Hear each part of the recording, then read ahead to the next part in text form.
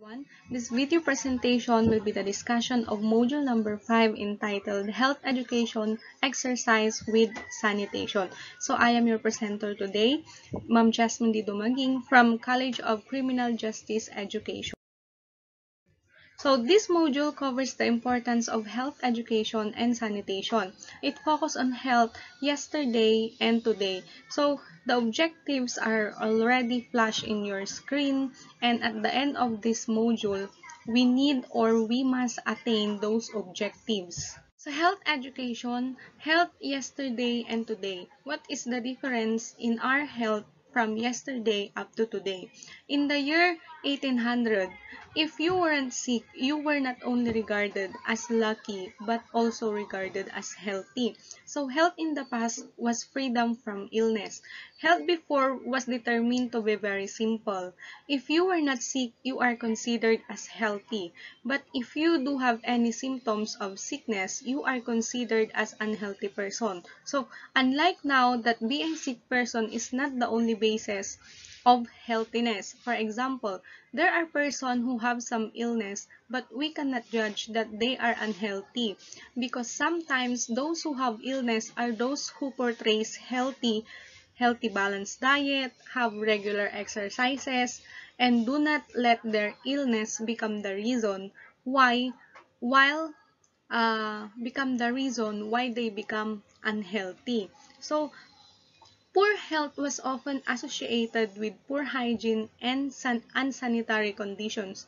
So poor hygiene has a big role in gaining our healthy lifestyle. If a person does not have a proper hygiene, he or she tend to have unhealthy conditions. So remember that viruses are very active nowadays. We can help our body to fight viruses if we do or we practice proper hygiene and sanitary conditions. So, World Health Organization took the landmark step of typing to clarify what health truly meant. So, number one, we have physical well-being. So, we can keep our bodies healthy by exercising regularly. So, yes, it's true. Start your day with exercise to make your body be at condition. Every day, you must spend at least 15 minutes. So, kahit 15 minutes lang po na exercise, it will help you a lot all throughout the day and also make it a habit to have an exercise. An exercise, even light exercise will do. So, kahit 10 to 15 minutes lang yung exercise natin every day. Makikita ninyo may pagbabago sa body ninyo, hindi lang sa body ninyo, pati na rin sa buong araw na magkakaroon kayo ng mga activities. So, next will be mental well-being. So, mental health, like physical health, is more than just the absence of illness. So, mental health includes our emotional, psychological, and social well-being. So, it affects how we think, how we feel, and how we act. It also helps to determine how we handle stress. So, relate to the others and make their choice. So, mental health is important at every stage of the life, from childhood to adolescence up to adulthood. So, there are many factors that contribute to mental health problems. So, maraming nakakaapekto sa mental well-being natin. So, there are three factors. We have number one, biological factors. So, biological factors such as genes or brain chemistry. Ibig sabihin, meron na tayong mental illness noon pa lamang. And then next is life experiences such as trauma or abuse. So, trauma and abuse have a big impact in our mental well-being. Kapag naka-experience na tayo ng trauma or na-abuse, ibig sabihin, nagkakaroon na ng imbalance doon sa mental well-being natin. Hindi naman sa natitrigger yung abuse or yung trauma na naranasan mo, pero nagkakaroon siya ng apekto kung papaano ka na mag-isip dati nung hindi ka pa na-abuse or nagkaroon ng trauma. Next is family history. So, family history of mental health problems. Kapag ka sinabi nating family history, ibig sabihin, nasa genes na yung pagkakaroon ng mental health or mental imbalance sa ating utak. Next is social well-being. Social health is considered with the people with whom we are into contact. So, social well-being is often or is when we have good relationships, social stability, and peace. So, it is statistically proven that people with good social connections tend to be healthier and live longer than those who don't.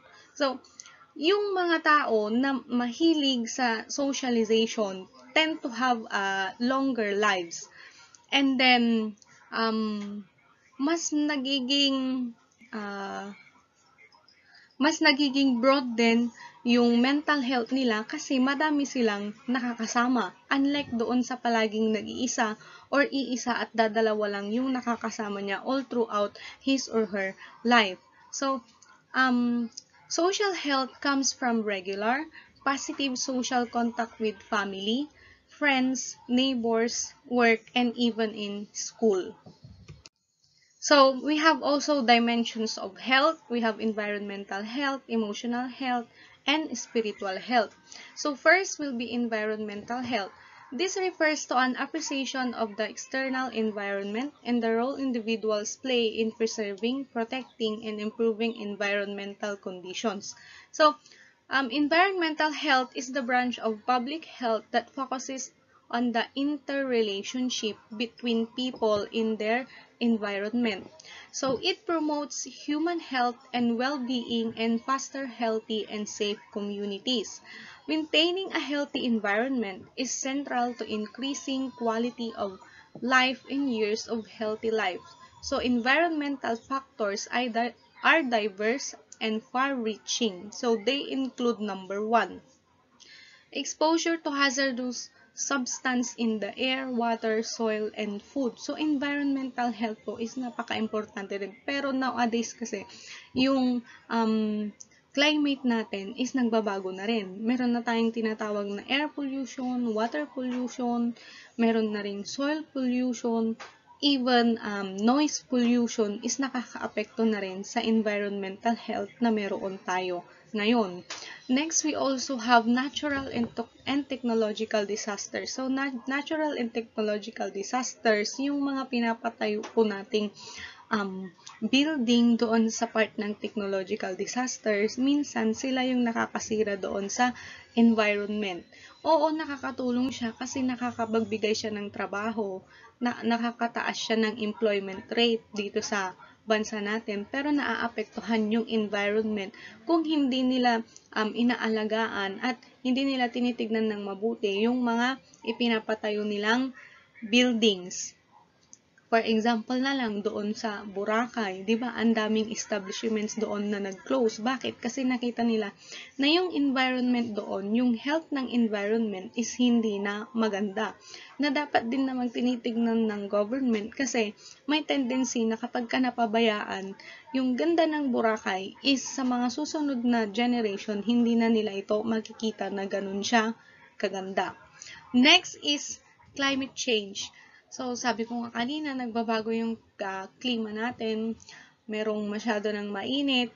Ngayon, ano ang season ngayon? It's rainy season. So, kadalasan nagkakaroon ng mga flash floods and different typhoons kung saan nakakaapekto ito sa kabuhayan ng mga hindi lang yung mga namumuhay sa mga kabundukan, pati na rin tayong mga nasa lowland. Next, we also have occupational hazards and then the built environment. So, poor environment quality has its greatest impact on people whose health status is already at risk. So, next will be emotional health. It refers to the feeling component. So, we have to express our emotions when in appropriate manner. So, emotional health is an important part of overall health. People who are emotionally healthy are in control of their thoughts, feelings, and behaviors. So, they are able to cope with life's challenges. They can keep problems in perspective, and bounce back from setbacks. So they feel about themselves and have a good relationships. So emotional health po, ito yung pinaka-risky sa tingin ko. Kasi kapag may mga tao na they cannot handle their emotions when in appropriate manner, ibig sabihin, yung emosyon na yun sa pagkakataon na yun is hindi yun yung kinakailangan. Na maraming tao ang nakaka-experience yan. Kunyari, galit na galit. Kapag galit na galit ang isang tao, maraming emosyon na lumalabas sa kanya. Maraming mga salita na hindi naman dapat sinasabi. Pero yung emotional health kasi natin, nababalance mo yan kapag meron kang emotionally healthy na natatawag. May peace ka in your mind. So, kaya mong kontrolin yung thoughts mo, yung feelings mo, pati na rin yung behavior na dapat ay makita sa'yo. Next is spiritual health. This may involve belief in a supreme being or a specified way of living prescribed by a particular religion. So, spiritual health is the aspect of our well-being which organizes the values, the relationship, and the meaning and purpose of our lives. So, I have here some research on 7 ways to improve your spiritual health. So, yung 7 ways po natin, it can improve your spiritual health depending on how you are going to react on those ways na sasabihin po natin. So, number 1 will be explore your spiritual core. So, remember po, explore your spiritual core. So, by exploring your spiritual core, you are simply asking yourself questions about the person you are and your meaning. For example, ask yourself, who am I? Sino ako? Next, what is my purpose? Next, what do I value most? So, these questions will lead you down a road where you will think more in depth about yourself. So, allow you to notice things about yourself that will help you achieve fulfillment. So, in exploring your spiritual core, you need to ask yourself who you are, what is your purpose, and then what do you value most. Next will be number 2, look for deeper meanings. Looking for deeper meanings in your life and analyzing occurring patterns will help you see that you have control over your destiny. Being aware of this can help you achieve a happy and healthy life. So, look for deeper meanings. Looking for deeper meanings in your life, nakakakita po tayo ng another perspective in our lives. Makikita natin yung ibang side ng life natin kapag kanilook po natin yung deeper meaning. Hindi ibig sabihin na, ay, ito lang yung kaya ko, ito lang yung gagawin ko. No. We need to expand our knowledge and as well as our experiences para makita natin kung ano ba talaga yung meaning ng life na meron ka. Next, number 3 is get it out. Expressing what is on your mind will help you to maintain a focused mind. So after a long day or a significant event, you may feel confused and not be able to make sense of your feelings. So by writing down your thoughts, you may be able to think clearer and move forward. So get it out. Ibig sabihin, yung mga emotions na meron doon sa loob mo, kailangan nating ilabas. Kapag hindi po kasi yan na-express, kahit sa pinakamadaling paraan, nagkakaroon ka ng wala tayong peace. Yung peace of mind natin is nawawala kasi nga, yung mga hinanakit, yung mga emotions coming from you is hindi na ilalabas, which is hindi nagkakaroon ng magandang effect, hindi lang sa body mo, pati na rin doon sa spiritual health na meron po tayo. Minsan, pag nawawalan ng pag-asa, di ba? Nakakalimutan ng mag-pray, nakakalimutan ng mag-seek ng guidance from the Lord. So, kapag marami po tayong iniisip na problems, we tend to forget what our spiritual health can help us. Next will be try yoga. That will be number 4. Yoga is a physical technique that can help improve your spiritual wellness by reducing emotional and physical strains on your mind and body. So, yoga, try nating mag-yoga kahit doon lang sa loob ng bahay ninyo. 'Di ba? May mga YouTube tutorials ng yoga na pwede po nating gawin. Ako, hindi ako nag-yoga, pero maganda yung effect ng yoga. Marami nang nagsasabi na yoga can really help our spiritual health. Not only our spiritual health, but also our emotional, and our mental health. So, if you do have time, you can try yoga in your own pace. Next will be travel. So, travel, yes, it's true. Diba? Ang saya-saya lumabas. Pero ngayon, dahil nagkakaroon ng pandemic, hindi po tayo makalabas. Naka-quarantine tayo sa ating mga houses. So, taking time for yourself to travel to a comforting place or somewhere new can do wonders for your mind. So, yes po. Traveling from different places can really help your spiritual health. Not only your spiritual health, pati na rin yung environmental health na meron tayo. Pag nakakakita ka ng mga magagandang scenery, it will reflect on your body and also in your mind. So, nagkakaroon tayo ng positive outlook sa life na meron tayo. Kunyari, may mga tao na gustong mag-travel pero wala namang pang-travel. 'Di ba? So, pwede namang mag-travel through images. May mga makikita na tayong mga kahit sa malayong lugar, may mga vlog, may mga nagvo-vlog na nga, may mga nagpo-post ng images kung gaano kaganda yung lugar na yon. So, pwede naman nating gawin yon kasi nga 'di ba, hindi pa tayo pwedeng maglalabas ngayon sa ating mga bahay. So, travel from your home. Next will be number 6, think positively.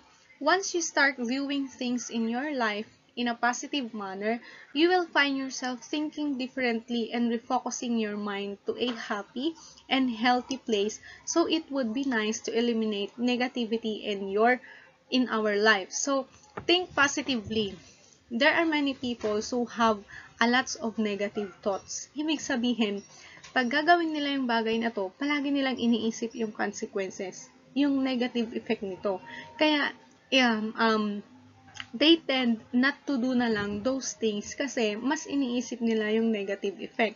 Kakaunti lang yung mga tao, or hindi naman kakaunti, siguro balance, they also have negative positive mind and their negative state of mind, and they also have positive state of mind. So, kapag naging habit natin yung pagiging think positively, nagkakaroon tayo ng refocus. Ibig sabihin, nag-iiba yung focus natin sa life. Kasi, positive na lang yung nakikita natin na outlook. So, nagkakaroon ka ng happiness in you, sa inner self mo. Hindi lang happiness, kundi nagkakaroon din tayo ng healthy place at our own pace, and also, nagkakaroon ng happiness yung mind mo. Kahit na struggles are there, yes, pero hindi pwedeng negative na lang po yung iniisip. Think positive din po tayo para magkaroon tayo ng peace of mind. Next, last number 7 will be take time to meditate. So, while managing your time in daily tasks can be hard, it is crucial to devote time to connecting with yourself. So, whether in the morning you wake up, during your lunch break, or before you go to sleep, take 5 to 10 minutes to meditate each day. So, example po niyan is yung praying po. So, a lot of us, hindi na tayo nagpre-pray pagkagising natin, bago tayo kumain, and then bago tayo matulog. So, spiritual health needs more praying po. Para magkaroon tayo ng positive outlook sa life, kailangan nami-meditate mo rin yung sarili mo at the end of the day. For example, pagod na pagod ka, kakagawa ng modules, di ba? Ang dami-daming activity. Pero, bago sana tayo matulog, iniisip natin, why we are doing that? Sabi nga kanina, di ba? Mag-self-assess po kayo. Sino ka? What is your purpose? And then, why you live your life like that. Ibig sabihin, mag-meditate ka kung para kanino yung mga ginagawa mo, kung bakit mo yun ginagawa. And then, yung meditation din natin, hindi lang simply asking questions kung bakit nangyayari yun sa life natin, kundi nagre-reflect din dapat tayo kung ano yung mga positive na naibibigay ng mga activity na kailangan po nating gawin. Okay, so we also have determinants of health. So determinants of health, medyo madami to. Most experts believe there are several key behaviors that will help people live longer, such as number 1, getting a good night's sleep, minimum of 7 hours. Pero ngayon, hindi na po tayo natutulog ng 7 hours. Pinakamatagal na po natin sigurong tulog is 5 hours. 5 to 4 hours, pwede pa. Bakit? Kasi 'di ba, bago tayo matulog, madalas iniisip mo na yung gagawin mo bukas, ay kailangan kong matapos to. Pero minsan at kadalasan, hindi mga activities ang dahilan kung bakit hindi tayo nakakagain ng minimum of 7 hours. Minsan sa kakanood ng TV, sa kakanood ng YouTube, sa kakanood ng K-drama, sa mga lalaki, o 'di ba? Kaka-mobile legends. So, yan yung mga pinagpupuyatan ngayon ng mga millennials na natatawag. Kaya hindi tayo nakakagain ng minimum of 7 hours. Pero dapat talaga, yan yung tulog natin para yung health mo kinabukasan is maganda at hindi ka aantukin. Next, maintaining healthy eating habits. So, dapat nagkakaroon tayo ng healthy eating habits. Huwag kain ng junk foods. Hindi po pwede yun. Pwede kang kumain pero moderate. Alam mo naman kung sobra na or hindi pa. Next is weight management, followed by physical recreational activities. Physical recreational activities, gumawa ka ng mga activities outside your house, di ba? Biking, usong-uso yan ngayon. Pero kapag hindi pa naman hindi sakto yung edad mo para lumabas, huwag tayong mag-bike outside our villages or outside our community kasi baka huliin po tayo ng mga police dyan sa labas. So, marami namang physical recreational activities na pwede nating gawin, hindi lang biking po. Pwede kang mag-dance, di ba? Yung mga TikTokers dyan, pwede kahit nasa loob ka lang ng bahay, at least meron kang mga nagagawang physical recreational activities. Next is avoiding tobacco products. Di ba? Solusyon ng gobyerno, itaas ang presyo ng sigarilyo, pero may mga bumibili pa rin. Di ba? May mga na-afford pa rin. Imbis na ibili ng ulam, ibinibili ng sigarilyo. So, avoid tobacco products. Mas lalo na po sa inyo na you are most of you falls in your teenage years. Huwag po nating sayangin yung life natin in our yung mga bisyo na natatawag. So, yung tamang paggamit is meron din yan, and then yung consumption ay dapat ding tignan. Hindi pwedeng nakakaubos kayo ng isang kaha sa isang buong araw. Hindi po pwede yun. Limit lang. Kailangan natin ng limit, and then yung consumption is hindi ganun na din kadami, dapat sana kasi mahal na siya, 'di ba? And then if possible, avoid na talaga. Kung gusto mong mahaba yung buhay mo, kung gusto mong humaba yung buhay mo, i-avoid natin yung mga unhealthy lifestyle na ginagawa natin, like paninigarilyo, pag-iinom, 'di ba? Yung iba pwedeng nag-take pa ng ipinagbabawal na gamot na hindi na dapat ginagawa today. So, next is practicing safe sex, and then limiting intake of alcohol, scheduling regular self-exams and medical check-ups. And then, yung scheduling regular self-exams and medical check-ups, it's your choice na kung gusto mong every month nagpapacheck ka, meron kang consultation sa doktor mo, ang tawag na nito, self-awareness mo na yun. Kung gusto mong magpatingin ng every month para makita natin kung may pagbabago or may mga sakit nang idinudulot yung mga stress na nararamdaman natin, pwede rin naman. Pero kasi 'di ba, not all of us can avoid monthly check-ups. Kahit sabihin natin yes, it is necessary, pero hindi lahat na na a-afford na magkaroon sila ng medical check-ups monthly, di ba? Unless kung ikaw ay pregnant, talagang dapat ay monthly nagpapatingin po tayo, or yung may mga sakit na talaga. Kunyari, mula pagkabata, meron ng sakit. So, yun talaga yung mga needs ng monthly check-up. Next is controlling the real imaginary stressors in life, and then forming and maintaining meaningful relationship with family and friends. So, meaningful relationship with family and friends also, nagiging determinants yan ng health. Kapag meron tayong good relationships with our family together with our friends, nagkakaroon ka rin ng good health. Next is making time for oneself. So, maglaan ka rin ng oras para sa sarili mo, no? Hindi lang sa mga jowa ninyo, para sa sarili mo rin. So, nagkakaroon tayo ng self-assessment dapat pagkatapos ng mga activities na ginagawa mo. Hindi lang yung palaging iniisip mo na lang yung ibang tao. So, bago isipin yung iba, isipin mo muna kung ano yung mga pwedeng makabubuti sa'yo, kasi pwedeng nakaka-apekto ito sa'yo, and then ma-affect mo rin sila, makaka-express tayo ng mga positive thoughts and then ideas. Next is participating in at least one fun activity each day, respecting the environment when making decisions, and assessing how actions affect others. Next, valuing each day and making the best of opportunities. Viewing mistakes as opportunities to learn and grow, being as kind to one as to others. So, be kind. Always be kind to others. Not only to yourself, but also to other people. Kailangan maging kind tayo at all times. Diba? Hindi pwedeng palaging pabibo na, kaya ko itong gawin. Kahit na at the end of the day is hindi naman natin nagagawa. So, be kind. Always be kind and be humble. Walang mawawala sa'yo kung ikaw ang nagpapakumbaba.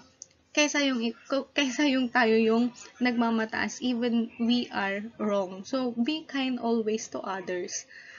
Hindi naman yung be kind na tignan nyo naman kung naaabuso na yung pagiging kind, or yung kindness natin is natitake na for granted.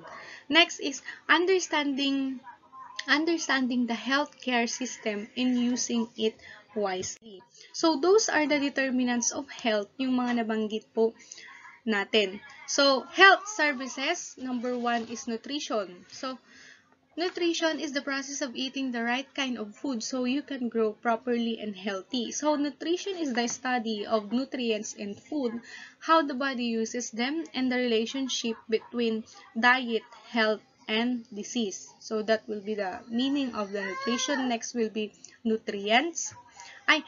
Nutrition pa pala also focuses on how people can use dietary choices to reduce the risk of disease. What happens if a person has too much or too little of a nutrient, and how allergies work. So, next, number 2 will be nutrients. So, nutrients are substances that provide energy and materials for growth, repair, and cell development. So, nutrients provide nourishment. Proteins, carbohydrates, fats, vitamins, minerals, fiber, and water are all nutrients. So, if people do not have the right balance of nutrients in their diet, their risk of developing certain health conditions also increases.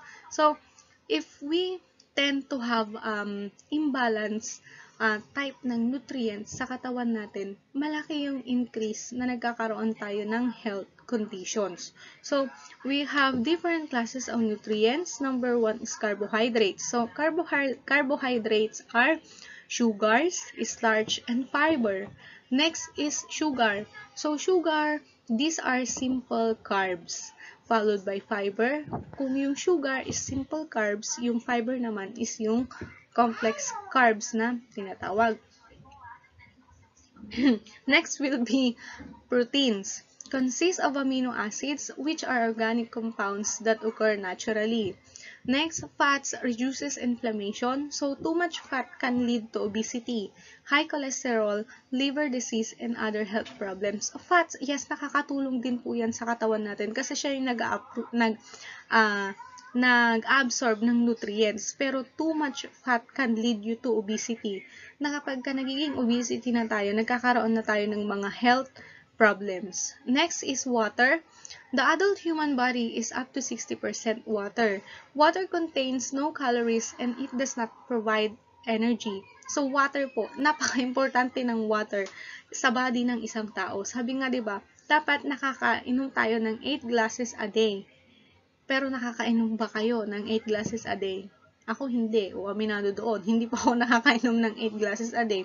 Minsan nakakalimutan ng uminom na din ng water. So kapag kakulang yung water sa katawan natin, nagkakaroon tayo ng imbalance. Minsan, feeling mo nahihilo ka, feeling mo na antok ka, feeling natin masyado tayong pagod. Yun pala, kulang lang tayo sa tubig. So, what sabi nga nila, water is life. So, drink more water for you to gain more life. Next is minerals. The body needs carbon, hydrogen, oxygen, and nitrogen. It also needs dietary minerals such as iron, potassium, and so on. So those are the different classes of nutrients that our body needs. Next is health services. So, we do have Go, Glow, and Grow foods. Diba? From elementary na po yan. Alam nyo na kung ano yung mga Go, Glow, and Grow foods. So, Go foods, energy and heat-giving foods. So, example of Go foods include breads, tinapay, rice, pasta, cereals, and potato. So, those are the Go foods. Next is the Grow foods. So the grow foods are bodybuilding and body repairing foods. Grow foods includes chicken, meat, fish, eggs, milk, cheese, and then pwede ring yogurt. So those are the examples of grow foods. Next is glow foods. These are body regulating and protective foods. So glow foods includes fruits and vegetables. So next is food pyramid. So food pyramid is a pyramid-shaped guide of healthy foods divided in sections to show the recommended intake for each group of the food. So alam niyo naman na po siguro yung itsura ng food pyramid, and then what are the foods inside ng pyramid na kailangan po nating i-take para magkaroon tayo ng mas magandang health body system. Next is nutritional guidelines for Filipinos. So, meron tayong mga guidelines. We as a Filipino tend to have guidelines para magkaroon tayo ng sapat na nutrition sa ating katawan. Number 1 is eat a variety of foods every day. So, eat variety with moderation po. Huwag kang kain ng kain. Kasi pag kain tayo ng kain, nag-gain ka ng weight, mas nagkakaroon tayo ng chance na mas lumaki yung katawan, mas magkakaroon ng risk sa health natin, yung increase ng health problems is mas tumataas din. So, eat variety of foods every day. Ibig sabihin, kumain ka ng iba't ibang klase ng foods. Hindi lang chicken all day na. Hindi po. Magkaroon din tayo ng balance doon sa eating habit natin. Next is breastfeed infants exclusively from birth to 6 months and give appropriate foods while continuing breastfeeding. So, breastfeeding is important in all times sa mga baby po. So, breastfeeding from birth up to 6 months is very necessary. Kasi yung nutrients na nakukuha ni baby kay mommy ay iba doon sa nutrients na ibinibigay ng mga powdered milk na ibinibigay po natin. Although may mga mother na nagbibigay ng powdered milk kasi nga hindi ganun ka ganda yung pagbe-breastfeed nila. Ibig sabihin, konti lang yung gatas na naipro-provide, kaya kailangan ng powdered milk. Pero, if necessary, sa mga pregnant woman, sa mga mother na, i-breastfeed po natin yung mga baby from up to 2 years of their age. Beyond 2 years, kahit stop na po natin, i-cut na natin kasi yung nutrients na nakukuha nila doon is hindi na ganun kaganda para sa katawan nila. So, yung breastfeed natin, pwedeng hanggang up to 2 years of age ng mga bata. Next is maintain children's normal growth through proper diet and monitor their growth regularly. So, maintain children's normal growth. Tignan mo naman kung tumatangkad pa yung anak na, kung tumatangkad pa yung bata or hindi na. Ibig sabihin, merong mali doon sa proper diet or doon sa kinakain niya na naipoprovide ng mga parents, diba? Tayong mga Filipino, we are known to be very small people, diba? Unlike sa American na kahit na elementary pa lang, yung height niya is pang high school na. Why? Because there is effect in the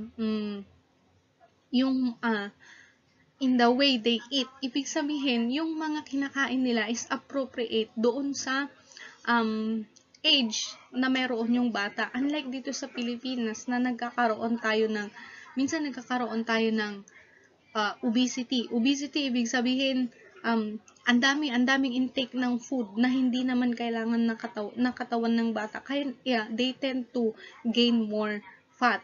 Meron din naman sa mga yung mga hindi masyadong afford yung mga masasarap na pagkain, yung mga bata, they tend to become malnourished. So, yung pagiging malnourished nila, nakaka-affect din doon sa growth nila. Ibig sabihin, kung hindi nakakain yung mga tamang foods, yung height nila, yung pag-gain nila ng pagtangkad nila is nagkakaroon ng hindrance due to their eating lifestyle. Next, we also need to consume fish, lean meat, poultry, and dried beans. Eat more vegetable, fruits, and root crops. Eat foods cooked in edible cooking oil daily. Consume milk products, and other calcium-rich foods as small fish and dark green leafy vegetables. So, palaging sinasabi na if we eat meat and meat like chicken and then pork, kailangan meron itong palaging kasamang vegetable. Kung hindi po vegetable, at least you eat fruits. Yung fruits, kailangan po natin siya daily. No, kasi nakakapagbigay siya ng glow. Kasama siya sa glow food, nakakapagbigay siya ng glow, hindi lang sa skin natin, kundi kasama na rin doon sa glow ng health po natin. So, if we consume meat products, poultry products, you make sure na mag-consume ka rin ng green leafy vegetables. Next is use iodized salt but avoid excessive intake of salty foods. So, salty foods, di ba? Ang salty foods ng mga junk foods. So, sa mga bata, hindi po dapat natin pinapakain palagi yan. Use iodized salt. Hindi naman necessary na iodized salt ang gamitin mo palagi. Kasi, di ba, price of iodized salt from rock salt is very different.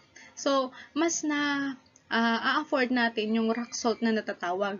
Pero yung rock salt, yung paggamit nun, dapat nagkakaroon din po tayo ng limitation. Hindi yung porket rock salt yung gamit mo is wisik ka na ng wisik dyan, lagay na ng lagay. Hindi po. Magkaroon tayo ng balance sa paggamit ng salty foods. Kasi maraming sakit na naibibigay kapag mahilig po tayo sa mga maaalat. Next, eat clean and safe food. For a healthy lifestyle and good nutrition, exercise regularly, do not smoke, and avoid beverages. So, next, exercise. So, after we discuss the nutrients, we also discuss the health education, we move on now to exercise. So, exercise is any bodily activity that enhances or maintains physical fitness and overall health and wellness. So, exercise, we tend to do exercise kapag minsan required. In our PE class, diba? Nag-exercise po tayo. Pero kapag ikaw na mag-isa, tinatamad na, diba? Kukunti lang yung mga tao or may mga tao rin na naglalaan ng time for exercise, but most of us is nag-exercise lang kapag kailangan na. So, we have different type of exercises. We have 4 types: aerobic, isometric, isotonic, and isokinetic. So, aerobic exercises, it is an activity that requires the lungs to take in additional oxygen to meet the requirements of the muscles. So, aerobic exercises includes running. So, ito yung mga pwede ninyong gawin under aerobic exercise. We have running. Next, cycling. We also do swimming. Next, brisk walking. Skipping rope. Rowing. Pwede ring rowing. We can also do hiking. We can also do dancing, playing tennis, continuous training, and long distance running. So, those are the examples under aerobic exercise. Next is isometric exercise. It also called static weight or resistance exercises. So, yung example niya na nandoon sa next slide, titingnan na lang po natin mamaya. Next, we also do have isotonic exercises, also called as dynamic or cardiovascular exercise. And last is isokinetic exercise. This type combines elements of isometric this type combines elements of isometric and isotonic exercise. So these are the examples of isometric exercise na sinasabi ko po kanina. We have 12 examples. Number 1 is isometric shoulder internal rotation. So, I have provided you some images para alam niyo kung paano gawin yung mga exercise na yan. Next, we also have number 2, isometric shoulder external rotation. Next, pwede rin natin gawing isometric lateral raise. Pwede rin namang isometric lying leg raise. Next, we also have isometric quad exercise. And then isometric hamstring exercise. Next, we also do have isometric ball squat. O, di ba? Pwede rin namang merely squat kung wala po tayong ball. Next is isometric hip abduction, followed by isometric hip adduction.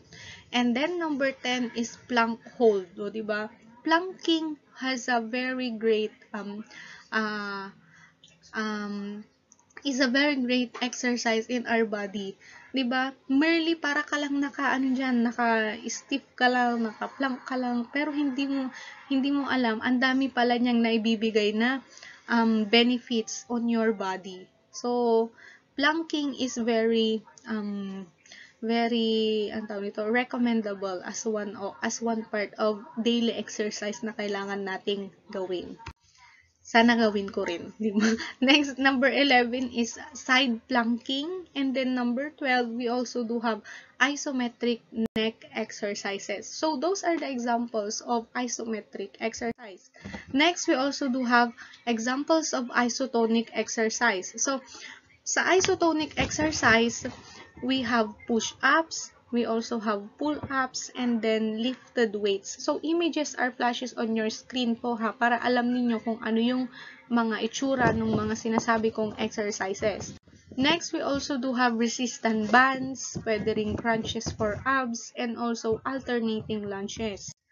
Next, pwede ring equipment-assisted exercise doon sa mga nag-gym. For I believe may mga nag-gym din sa inyo dito. So, under sila ng tinatawag nating isotonic exercises. Next, we also have squats for strength, and then squat thrust. Pwede rin ganyan. Pwede rin tayong mag-weighted deadlift. Diba? We also do have back extensions. And then last will be chest presses. So, those are the examples of isotonic exercises na pwede nating gawin. Next, what are the benefits of regular physical activity or exercise? Bakit tayo nag-exercise? Ano yung benefit na makukuha natin? Number 1 is, it controls our weight. Number 2, It combats health conditions and diseases. So, wag lang po tayong mag-rely sa mga medicines kung may sakit tayo. Exercises will help a lot in your body rin po, hindi lang medication. Next is improves mood. Yes, kapag nanlalaka tayo, pwedeng mag-exercise para ma-improve yung moods. It also boosts our energy and it promotes better sleep. Yes, nagkakaroon po tayo ng maganda, mahimbing na tulog kapag nagkakaroon din tayo ng habit ng good exercise. Next, and will be the last, it can be fun. Yes, exercise is fun. Mas lalo na kapag, di ba, may mga different types na tayo ng exercise. Kahit sa bahay pwede mong gawin, 'di ba? Zumba is one type of exercise under ano na yung type ng may dancing, 'di ba? Pwede natin yung gawin. Zumba is pinaka-popular po 'yan. Next is physical wellness. So, physical wellness is a positive state of well-being and capability of an individual to design personal fitness programs for improving and maintaining optimum levels of health. So, physical wellness promotes proper care of our bodies for optimal health and functioning. So, physical wellness encourages us to care for our bodies through physical activity, proper nutrition, and a strong mind. So, what are the benefits of health and wellness if we do have physical wellness? Number one, looking good, o, di ba? Next, feeling good. Next, pwede nating ma-enjoy yung life. We need to enjoy our life. And then last will be meeting emergencies.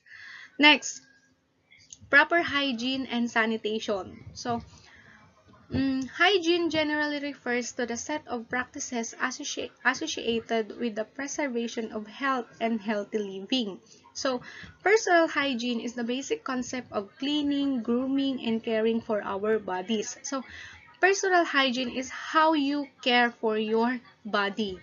This practice includes bathing, washing your hands, brushing your teeth, and more. So, personal hygiene simply means how you care for yourself or your body. Every day, you come into contact with millions of outside germs and viruses. So, if we go outside our home, we do have some contact sa mga germs and viruses na hindi po natin nakikita. They can linger on your body and in some cases, they may make you sick. Yes, di ba? O, yung mga cases natin ngayon, we are encountering pandemic. So, pandemic which is, we do have some viruses na kumakalat, yung tinatawag na COVID-19, di ba? We cannot see it, but it affect our lives, di ba? Hindi natin nakikita yung viruses na yan, pero kumakapit siya sa katawan natin. If we do not have proper hygiene, those viruses can kill our lives. So, they may make you sick, yes, and then, eventually, nagiging sick ka, nagkakaroon ka ng medication. If your immune system is low, you can die. If nakapitan po tayo nung virus na meron tayo ngayon. Personal hygiene practices can help you and the people around you prevent illness. Yes, if we practice personal hygiene, nakakatulong siya para ma-prevent natin yung mga illness na pwedeng dumapo sa mga katawan natin. They can also help you feel good about your appearance. Yes, di ba pag palagi tayo nakakaligo, we Filipinos tend to take a bath 3 times a day, di ba? Yung iba nga, pag summer season, 4 to 5 times a day nang maligo. Unlike any other countries na isang beses lang silang naliligo, di ba? Yung pagligo natin, nakakatulong yan sa personal hygiene na meron tayo. So, nai-eliminate niya yung mga viruses or yung mga germs na kumakapit sa inyo. Kaya kailangan po nating maligo every day, at least twice a day. Next is sanitation. This means the prevention of human contact with waste for hygienic purposes. So, sanitation refers to the public health conditions related to clean drinking water and adequate treatment and disposal of human excreta and sewages. So, preventing human contact with feces is part of sanitation, as is hand washing with soap. So, sanitation system aim to protect human health by providing a clean environment that will stop the transmission of disease, especially through the fecal and oral route. So, for example, diarrhea o common na yung sakit na diarrhea if we don't have good sanitation. So, diarrhea, a main cause of malnutrition and stunted growth in the children, can be reduced through adequate sanitation. Diba? So, yung sanitation natin, we need to clean our environment for us to have a healthy living din, no? Kasi minsan yung mga sakit nakukuha din mismo doon sa environment na kung saan nandoon ka. If you stay in a dirty, in an unhealthy environment, you tend to have a high risk na magkaroon ng iba't ibang klase ng sakit. So, there are different types of sanitation. We have basic sanitation, on-site sanitation. We also do have food sanitation, housing sanitation, environmental sanitation, and ecological sanitation. Okay, so ito na yung sinasabi ko kanina. Speaking of viruses, we have coronavirus disease or the COVID-19 prevention. So, COVID-19, di ba, nag-arise yan, pumutok yan, early this year, di ba? Na quarantine tayo in the month of March, kalagitnaan ng March, di ba? Na quarantine po tayo due to that virus kasi mabilis siyang kumalat. Sinasabi ng iba, airborne na din siya. Kaya nga we are wearing our mask. They also suggested na if we go out in our places, you should wear also the not only the face mask, you should also wear your face shields for you to protect from that virus na hindi nga natin nakikita. Hindi natin nakikita pero nakakapatay siya, di ba? Marami ng mga lives na nakuha dahil lang sa virus na yan. So, we have some preventions na ipe-present sa inyo para ma-avoid natin na magkaroon tayo ng coronavirus disease or what we so-called the COVID-19. So, number 1, coronavirus disease is an infectious disease caused by a newly discovered coronavirus. Ibig sabihin, na-discovered siya, this virus is discovered out of some viruses. Diba saan nag-umpisa yung coronavirus na sinasabi? Sa anong bansa? China, 'di ba? Specifically in Wuhan. So, yung virus na 'yon, doon nag-umpisa sa China and then kumalat na siya sa iba't ibang bansa. So, hindi na napigilan ng government natin because it is too late. Kasi nga hindi naman natin nakikita yung virus na kailangang labanan. So, we need to prevent na lang kasi nandyan na yung virus eh. So, anong gagawin mo? Magpapa-apekto ba tayo? No. We need to prevent para hindi po tayo mahawa nung virus. Most people infected with the COVID-19 virus will experience mild to moderate respiratory illness. So, and recover without requiring special treatment. So, yung mga nagkakaroon ng COVID-19, nagkakaroon sila ng mild to moderate respiratory. Ang talagang inaapektuhan ng COVID-19 is our immune system. Kapag mahina yung immune system natin, we tend to die because of the virus. Kasi nga, yung immune system natin is hindi ganun kalaki to combat the virus na pwedeng kumapit sa'yo. Kaya nga, sabi natin kanina in our previous discussions, kailangan nagkakaroon tayo ng health and right education regarding our safetyness, kasama na rin yung healthiness mo para ma-avoid natin yung mga viruses na ganito. Next, the best way to prevent and slow down transmission is be well informed about the COVID-19. Yes, huwag kayong magpapaniwala sa mga fake news, no? hindi pwedeng, wag tayong, sa TV, sa national TV, ang daming cases ng mga fake news about COVID-19, di ba? Yung fake news na yun, nagli-lead yun para hindi ma-prevent at hindi ma-slow down yung transmission. Ang daming mga makukulit, matitigas ang ulo na hindi nagsusuot ng face mask. Oh, nasa public places sila pero hindi sila nakasuot ng face mask. So, how can we prevent? How can we slow down yung transmission ng COVID kapag mismong yung mga tao na dapat ay pinoprotektahan yung sarili nila sa virus ay hindi well-informed sa mga dapat nilang gawin. Next, the COVID-19 virus spreads primarily through droplets of saliva or discharge from the nose when an infected person coughs or sneezes. Kaya nga meron tayong social distancing. Pinagsusuot din tayo ng face mask kasi yung viruses is lumalabas sa bunganga ng isang tao na infected na nung virus. So, kailangan nating distansya yung sarili natin sa crowded na places para ma-avoid mo rin na magkaroon ka ng sakit na hindi nga sinusunod ng mga tayo, hindi lang mga Filipino, kundi lahat na rin ng tao sa buong mundo na hindi talaga aminado naman tayo na hindi nasusunod ang social distancing na sinasabi. Yes, they wear their face mask, they also wear their face shield, but kapag ka nasa public places na sila, nakakalimutan na nilang mag-social distancing.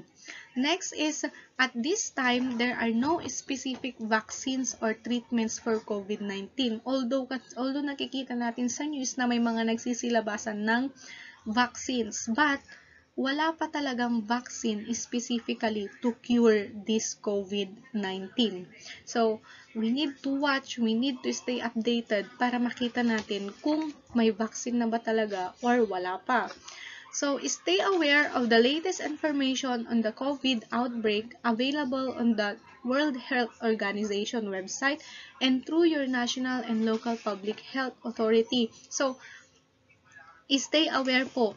Tinitignan dapat natin yung pinaka-latest information about the COVID outbreak, kung ilan na ba yung mga cases. So, meron tayo ditong update o COVID-19 Philippines update according to www.worldometers.info. So, as of yesterday or last week ko pa ata ito nakita meron na po tayong 356,618 coronaviruses dito lang sa Pilipinas. So, 6,652 ang deaths na po dyan.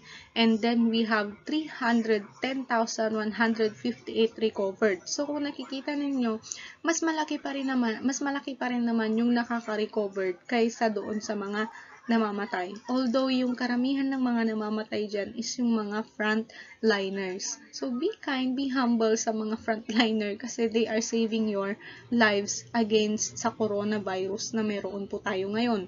Next, protect yourself and others from the spread of COVID-19. So, next, we have simple precautions to reduce your chances of being infected or spreading COVID-19. Ano yung mga dapat nating gawin para ma-reduce yung chance na tayo ay ma-infect? Number 1, regularly and truly clean your hands with an alcohol-based hand rub or wash them with soap and water. So, maghugas po ng kamay. Practice washing your hands, sabi nga ng DOH, every 20 seconds, di ba? Practice washing your hands with soap kasi nakakatulong yan to eliminate the germs kung sakaling lumabas man tayo, di ba? Pag lumalabas kayo, palaging meron dapat tayong alcohol-based hand rub na dala-dala para in case hindi ka makapaghugas agad ng kamay mo using soap and water, meron tayong alcohol-based. Next, maintain at least 1 meter or 3 feet distance between yourself and others. So, yan yung tinasabi natin na we need to practice the social distancing.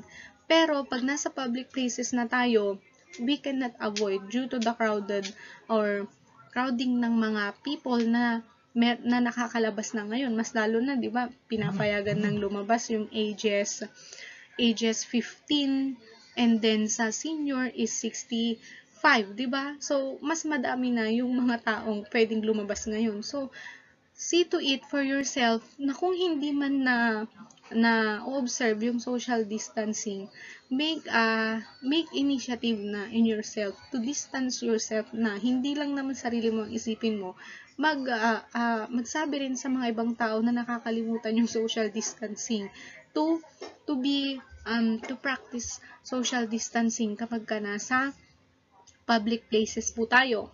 Next, we avoid to crowded places. Kung alam mong crowded places yon, wag ka nang pumunta, di ba?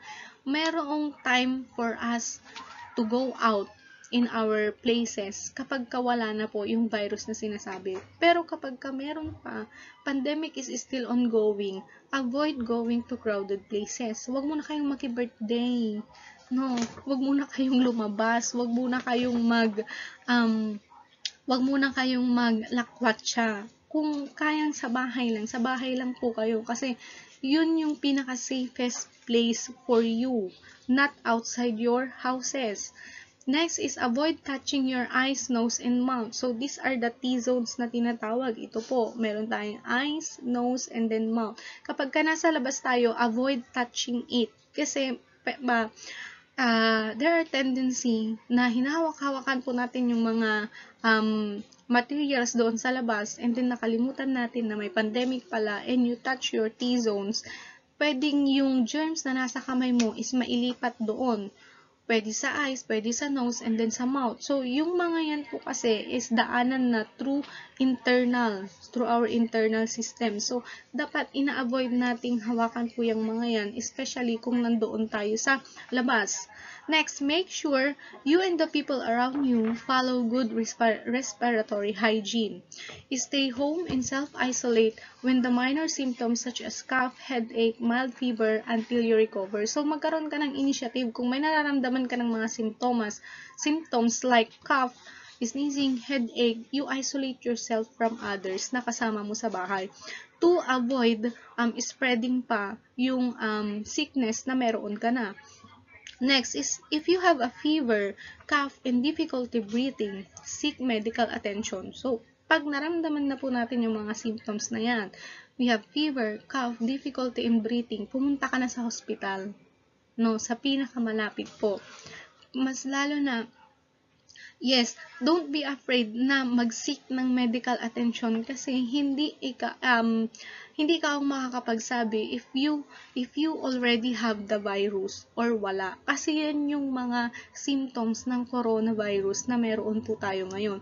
So, mas maaga, mas na-prevent, mas malaki yung chance na gumaling, 'di ba? Pero pag pinatagal, pag natakot kasi baka may corona na ako, konting ubo lang baka may corona na ako. Hindi, mas maganda kapag nag-seek ka agad ng medical attention. Next, keep up to date on the latest information from trusted sources such as World Health Organization or your local and national health authorities. So, keep up to date sa latest information. Meron tayong napapanood sa balita everyday kung ano na yung update sa COVID-19. So, kailangan din nating malaman kung ano na yung progress. Kung nagkakaroon ba ng pag-flatten ng curve or mas lumalaki yung mga nai-infect.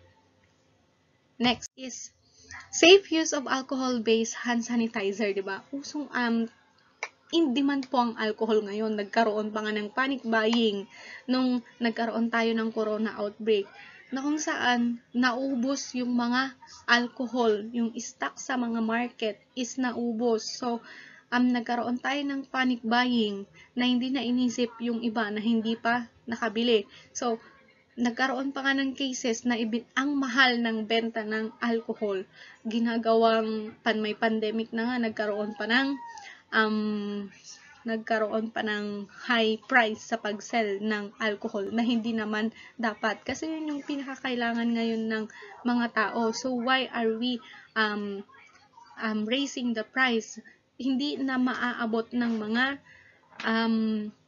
mga normal lang na mamamayan or yung mga sapat lang naman yung mga kinikita. So, what are we going to do to have a safe use of alcohol-based hand sanitizer? So, keep alcohol-based hand sanitizers out of children's reach. Kapag may mga bata po tayo sa bahay, ilayo po natin yung mga alcohol-based. Kasi hindi pa naman nila alam gamitin yan. Pwedeng baka mainom nila yan. O, diba? It can cause death.